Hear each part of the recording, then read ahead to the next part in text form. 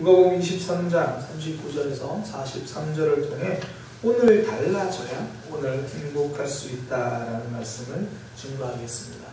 오늘 달라져야 오늘 행복할 수 있습니다. 첫날도 오시고요. 오늘 벌써 두 번째 날입니다. 하루만 더 오시면요 절반을 넘어섭니다.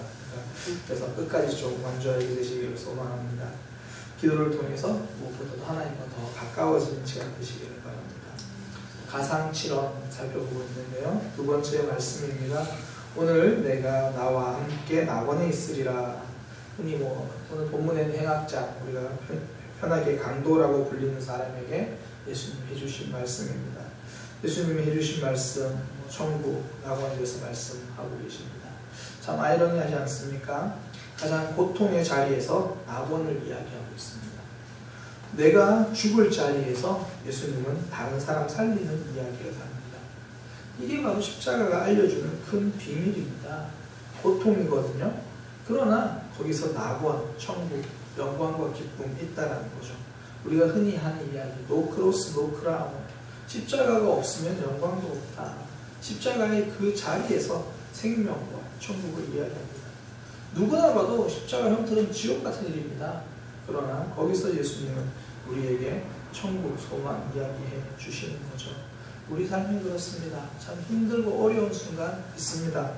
아, 정말 지옥 같다라고 느껴질 때 있다라는 거죠. 그러나 그 곁에 예수님 계시면 그 자리도 천국으로 바뀌어질 수 있는 겁니다. 예수님은 그렇게 십자가에서요, 예수님이 죽어서 내가 살린 이야기. 이게 우리 기독교의 핵심 메시지잖아요. 예수님이 죽어서 살린 이야기. 그거 오늘 이야기해 주는 거죠. 고난주간 특별 새벽기도 사실 고통입니다. 안 나오던 새벽기도 나오기 힘들고요. 또 한 번도 안 빠지고 나오려고 하니까 부담됩니다. 그러나 거기에 영광과 기쁨이 있다라는 거죠. 기도할 때 답을 찾는 그런 순간 될 수 있다라는 겁니다. 예수님이 살려주신 내 생명, 내 신앙 다시 회복하는 시간 되시기를 소망합니다. 이것이 고난주간이 주는 의미이지 않을까 생각됩니다. 오늘은 특별히 낙원, 천국 여기에 좀 집중해서 살펴보려고 합니다. 흔히 행복 이렇게도 생각할 수 있을 것 같습니다. 예수님의 말씀에는 이 행복에 대한 두 가지의 답이 있습니다. 어떻게 하면 행복해지나, 그 행복은 언제 오나, 어떻게 하면 방법이고요, 언제 시기입니다. 먼저는 방법입니다. 어떻게 하면 행복해질 수 있나라는 질문에 답을 알려줍니다. 결론부터 말씀드리면요, 죄에 매여 사는 것이 아니라 하나님께 붙들려 살아야 한다라는 겁니다. 하나님께 붙들리면 행복해질 수 있습니다. 어떤 사람은 행복한 삶을 위해서 이렇게 질문합니다. 내 마음대로 살다가 마지막에 예수님 믿으면 되는 거 아닌가? 나도 좀 그렇게 살아보고 싶다.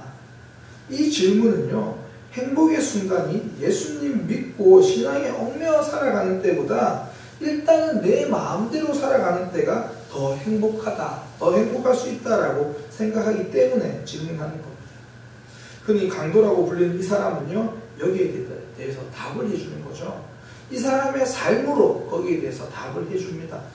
내 마음대로 살아간 삶이 행복이 있는가? 이 사람만큼 자기 마음대로 산 사람은 없을 거예요. 보세요. 심지어 법에도 얽매이지 않고 살았잖아요. 평생을 자기 뜻대로 살고 싶은 대로 그렇게 살았습니다. 그 결과 손도 발도 움직이지 못하는 십자가의 형틀에 달려 있습니다. 사람들이 하는 착각이 있습니다. 예수님 믿기 전에는 자유였는데 믿고 나서는 속박이라고 생각합니다. 이것은 착각입니다. 사람들은요, 예수님을 믿든 믿지 않든 누구나 다 매여서 살아갑니다. 사람들은 내가 먹고 싶은 거 먹고 갖고 싶은 것 갖는 것이 자유라고 생각합니다. 그런데 그 삶이 욕심에 매여 사는 삶이라고는 생각하지 못합니다. 미운 사람, 나를 힘들게 했던 사람, 그 사람 마음대로 미워하는 것이 자유라고 착각을 합니다. 그것이야말로 죄와 미움에 매여 사는 삶입니다. 그 미움이 내 삶을 갉아먹고요, 내 행복을 갉아먹는데 그것을 자유를 누린다라고 착각하고 살아가고 있다는 겁니다. 미국의 한 심리학 박사 번스라는 사람이요, 자기 상담 내용 중에 한 사례를 이렇게 소개했는데, 루비라고 하는 사람을 상담하는 내용인데요, 그 여인이 중년 여성인데 늘 분노에 사로잡혀가지고 살아가는 거예요. 자살을 시도하고 뭐 그렇게 살아가는 겁니다. 계속 상담하다 보니까 그녀의 분노가요, 오래전에 한 친구에 의해 거절로부터 시작됐다는 걸 알게 됐습니다. 그래서 이 번스 박사가 이렇게 권면을 합니다. 그 친구와 화해를 한번 시도해보라. 그러니까 이 루비가 하는 얘기가 그 친구가 17년 전에 죽었대요. 그러니까 17년 전에 죽었는데 아직도 거기에 매여 있는 겁니다. 그러니까 번스 박사가 대화하다가 황당해가지고, 아니 그럼 17년 동안 거기 붙들려 살았냐고. 친구가 거절한 건 35년 전이랍니다. 그 친구의 35년 전 거절을 아직도 기억하고 거기에 붙들려 살아가고 있는 겁니다. 내가 원하는 대로 미워하고 있는 게 아니라 내가 그 미움에 매여서 살아가고 있는 겁니다. 하나님을 믿는다는 것은요, 죄에 매여 있던 내가 죄를 끊고 자유롭게 선택할 수 있는 특권이 생긴 겁니다.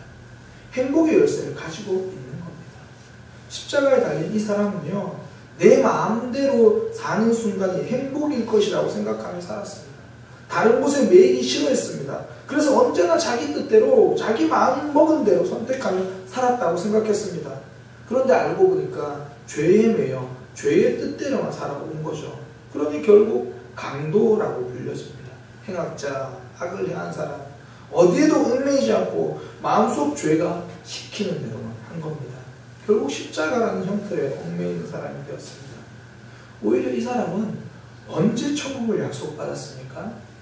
예수님께 얽매이기 시작할 때 천국을 약속받았습니다. 예수님을 인정하기 시작할 때죠. 예수님이 나의 삶의 구원자임을 고백하고 천국을 약속받았습니다. 그때부터 행복을 누리게 됐습니다. 구원이란 건 평생의 죄에 매여 살던 사람이 이제는 하나님께 붙들려 살기로 결정한 것, 그게 구원입니다. 신앙은요, 여전히 내가 죄에 매여 살 것인가 아니면 하나님께 붙들려 살 것인가, 그것을 결정하는 겁니다. 사울 왕은요, 평생 자신만을 사랑해서 욕심에 매여 살았습니다.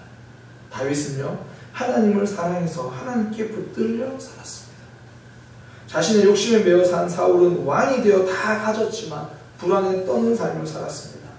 다윗은 다 빼앗기고 도망다니는 삶을 살면서도 하나님을 찬양하고 감사하는 평강의 삶, 감사의 삶을 살았습니다. 하나님께 붙들린 삶이 천국입니다. 천국은요, 예수님 믿고 나서 평생을 힘들고 고단하게 살다가 죽고 나서 가는 그런 곳이 아니라 내가 예수님 믿고 하나님께 붙들린 그 순간부터 누리게 되는 것, 그것이 천국이고요. 그것이 우리가 누리게 되는 행복한 삶입니다. 그래서 성도는요, 내가 행복할 수 있는 자리를 찾아가는 내가 앉는 자리 싸움이 아니라 내 마음속에 누가 앉아 계신가, 마음속 자리 싸움입니다. 내가 붙들고 살아가는가, 하나님이 나를 붙잡고 살아가는가. 고난주간을 맞이해서 다시 한번 나를 붙들고 있는 것이 무엇인지 돌아볼 수 있는 삶이 되기를 소망합니다. 내가 앉은 자리를 바꾸려고 노력하는 것이 아니라 내 중심에 앉아 계신 분이 누구인가, 그 자리를 돌아보며 그 자리에 예수님, 하나님이 앉아 계시도록 그렇게 몸부림치며 기도하는 이 아침이 되기를 소망합니다. 내 마음대로 살다가 마지막 순간에 예수님을 믿는 삶은요, 평생을 죄에 매여 살다가 마지막 순간에 천국을 누리겠다는 어리석은 선택입니다. 어떻게 하면 행복해질 수 있습니까? 이 강도가 자신의 전체 삶을 통해서 우리에게 답을 알려주는 겁니다. 하나님께 붙들려 살 때 그때부터 행복해질 수 있다는 겁니다. 하나님께 붙들리는 것, 이것이 행복의 비결입니다. 두 번째는요, 언제 행복해질 수 있나라는 겁니다. 거기에 대한 답도 알려줍니다. 언제 행복해질 수 있습니까? 지금입니다. 이 강도가 평생에 가장 잘한 일이 하나 있습니다. 십자가에 달려있는 마지막 순간에 예수님을 인정했습니다.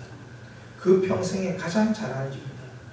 그는 강도짓을 하다가 걸린 그 순간부터요, 내 인생은 끝났다 이렇게 생각했을 겁니다. 게다가 십자가형이 결정되고 나서부터 더 이상 소망도 없는 삶이 되었습니다. 그렇게 십자가 위에 눕혀졌고요, 못 박혔습니다. 달렸습니다. 이제 모든 것이 끝났다고 생각했습니다. 그의 인생은 돌이키기에는 너무나 늦어버렸습니다. 그러나 회개하기에 늦은 때란 없습니다. 죽음의 형틀을 위해서도 행복해지기 위한 마지막 기회는 있었습니다. 십자가에 죽어가면서 자신의 잘못이 보였고 예수님이 보여지기 시작합니다. 그때 망설이지 않았습니다. 가룟 유다와 베드로의 차이는 실패의 차이가 아닙니다. 그 둘의 삶이 대조되는 것은 실패가 아니라 회개입니다.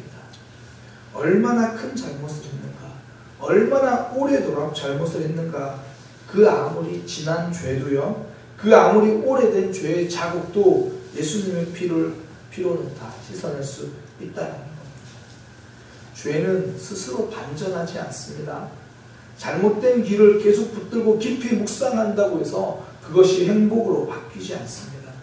생명이 없는 무정란은요, 오래 품고 있으면 있을수록 썩게 됩니다. 좋은 환경을 마련해 줄수록 더 잘 썩게 되어 있습니다. 죄에는 생명이 없습니다. 이스라엘 백성들 보세요. 모세가 율법을 받는다고 시내산에 올라가 있는 동안 그들이 한 일이라고는 금송아지 만든 것 뿐입니다. 하나님 없이 오랜 시간 있어봐야, 말씀 없이 오랜 시간 있어봐야 죄만 커지고요, 아픔만 늘어납니다. 우리의 삶에서도 말씀은 시내산에 있고 내 삶은 광야에 놓여진 그런 상황들 있잖아요. 말씀과 멀어지고 아는데도 돌이키지 못하고 나 혼자 금송아지 만들고 있을 때 많잖아요. 이게 잘못된 것은 아는데 쉽게 버리지 못하고 결단하기 힘든 상황 있었잖아요. 죄는 빨리 버리는 것이 빨리 사는 길입니다. 돌이킴의 시점은 언제입니까? 깨달은 그 순간입니다. 지금입니다. 오늘 달라져야 오늘 행복해질 수 있다라는 겁니다. 강도 사건을 통해서 우리에게 말씀하시는 것이 이것입니다. 오늘 믿는 겁니다. 지금 돌이키는 거고요, 하나님께로 가는 겁니다. 행복을 미루어둘 필요가 없습니다. 망설이지 말아야 합니다.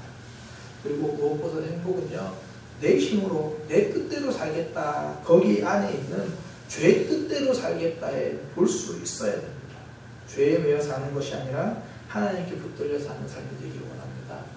고난주간 보내고 있습니다. 고난주간을 보내면서 이번 한 주간은 더 철저히 하나님께 붙들려 살겠다, 이번 한 주간에는 죄를 묵혀두지 않겠다, 이렇게 다짐하며 고난주간을 보낼 수 있는 믿음의 백성들 되시기를 소망합니다. 기도하겠습니다.